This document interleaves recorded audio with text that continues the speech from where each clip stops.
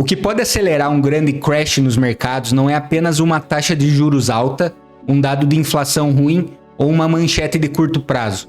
O estopim pode vir quando um cenário político e econômico mais frágil nos Estados Unidos vai de encontro a uma engrenagem que já está girando sozinha há anos. Uma engrenagem silenciosa, repetitiva e previsível, que infla sempre as mesmas ações e que, se travada, pode desencadear uma correria jamais vista. No começo dos anos 2000, a bolha da internet ensinou uma lição simples e dolorosa para todo o mercado financeiro. Naquele período, o S&P 500 perdeu quase metade do valor. O Nasdaq, índice voltado à área de tecnologia, caiu mais de 80%. E nomes famosos como a Apple ou Amazon desabaram mais de 90%. Hoje, o desenho de mercado lembra muito aquele momento, mas com um componente que torna tudo muito mais complicado: o fluxo passivo. Mas para entender isso, a gente precisa ir por partes. Nos Estados Unidos, quando alguém começa um novo emprego, uma parcela do salário vai automaticamente para o seu plano de aposentadoria, o famoso 401k. As empresas geralmente colocam por volta de 4,5% a 5% do salário também como contribuição. Mas geralmente nos primeiros dias que a pessoa é contratada, ela está se ambientando e focada nos treinamentos que a empresa dá. E é aí que vem a grande questão.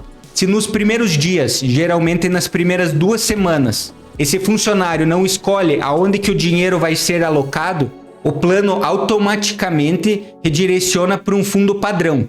Na maioria dos casos, esse padrão é um fundo que replica o S&P 500, geralmente usando um ETF equivalente. E agora, por que isso importa? Importa porque um ETF ele não analisa fundamentos. Ele não gosta mais de uma ação do que da outra. Ele não lê balanços, ele não julga se está uma ação barata ou cara. O ETF simplesmente recebe o aporte financeiro e tem uma tarefa mecânica: comprar as ações que compõem o índice na mesma proporção que cada uma tem dele. Pensa numa receita de bolo. O índice diz: coloque 6 xícaras desse ingrediente, 4 daquele e 3 do outro. Se entrar dinheiro novo, o ETF simplesmente compra 6, 4 e 3 na mesma proporção, sem perguntar se ele está mais fresco ou mais velho. Quanto maior a empresa, maior o seu peso no índice. Quanto maior o peso, maior a fatia de cada novo dólar que entra. E aí nasce um novo ciclo vicioso que vem inflando algumas empresas específicas. E esse ciclo funciona da seguinte maneira: o dinheiro entra, o ETF recebe e automaticamente replica o índice. As maiores empresas recebem uma fatia maior desse dinheiro. O preço delas acaba subindo.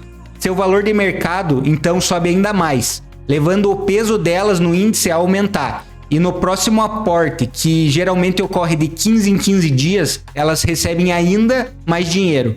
Isso infla o preço de algumas empresas muito mais do que deveria. Se você for pensar, quanto maior o valor de mercado de uma empresa, menos upside de valorização ela tem. Porém, nesses casos, é justamente o contrário que acontece. Essas empresas recebem mais dinheiro, que acaba inflando elas ainda mais. E agora vire a chave comigo. O que acontece se isso se reverter? Imagine um ambiente político conturbado, incerteza maior, economia desaquecendo, desemprego subindo, famílias e aposentados precisando de dinheiro. Quando não tem outra fonte, muitas vezes o recurso necessário vem somente do 401k, por saque, por necessidade, por idade ou apenas por emergências. Quando há saída de recursos, o mecanismo funciona ao contrário. O ETF precisa vender as ações também na mesma proporção do índice. Ou seja, quem tem mais peso sofre mais venda forçada. O preço cai, o valor de mercado encolhe, então o peso diminui e essa queda chama mais venda na próxima rodada de resgates. É a espiral negativa. Do mesmo jeito que a engrenagem acabou inflando, agora ela acelera a correção.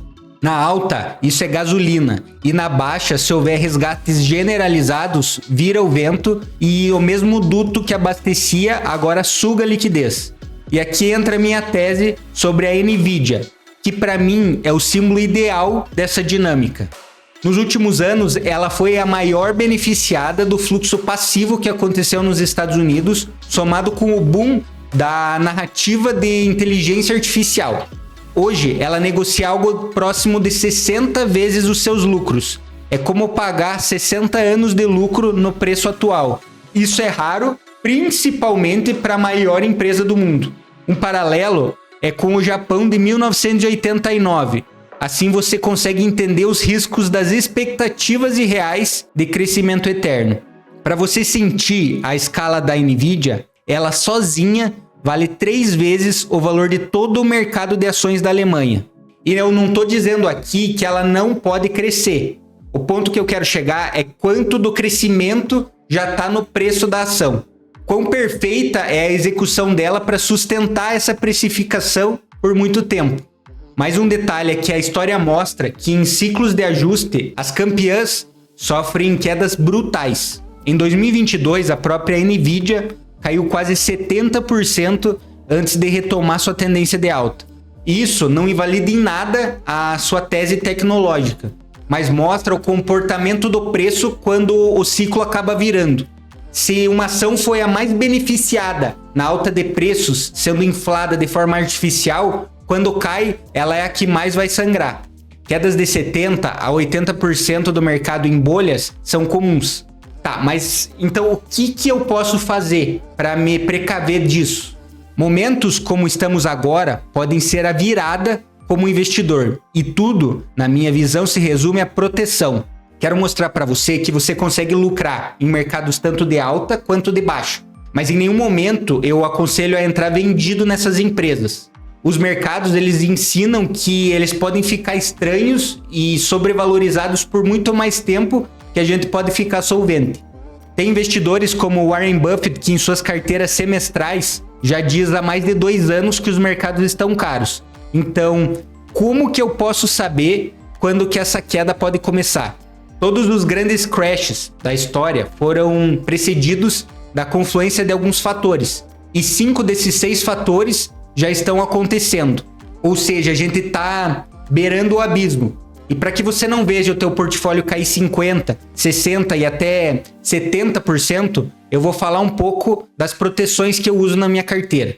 Toda a proteção que eu faço é através de compra de puts. E como que isso funciona na prática? Eu vou dar um exemplo de uma put que eu fiz esse ano. No dia que o Trump anunciou as tarifas, o índice S&P 500 caiu aproximadamente uns 15% em apenas 3 dias. As puts que eu comprei, elas tiveram uma valorização de 25 vezes. Ou seja, se você tivesse gastado R$1.000 em proteção, 3 dias depois você teria aproximadamente R$25.000. E o melhor de tudo é que você teria esse valor para recomprar as ações justamente no momento que elas estavam mais baratas. Quando você acerta a direção e o tempo, o retorno é explosivo e também assimétrico. Mas como dimensionar isso na minha carteira? A minha abordagem é que eu ensino a tratar as puts como seguro. Geralmente eu gasto entre 2,5% a 3,5% da minha carteira por ano em seguro. É toda uma arquitetura de portfólio para atravessar esses ciclos e sair do outro lado com um poder muito maior de compra que eu entrei. Eu gravei um vídeo para você que quer aprender a fazer essas proteções de forma simples. É só clicar no link que eu deixei abaixo aqui na descrição.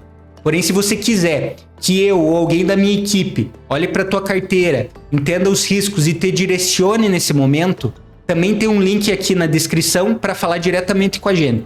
Mas a gente precisa entender que a nossa janela de oportunidade é bem curta e esses momentos acontecem entre 15 e 20 anos só. As últimas vezes que a gente esteve em momentos como esse foram em 2001 e 2008. O momento de se preparar é antes da queda. Quando a faca cai, não adianta tentar pegar ela pelo cabo. Aguardo vocês do outro lado.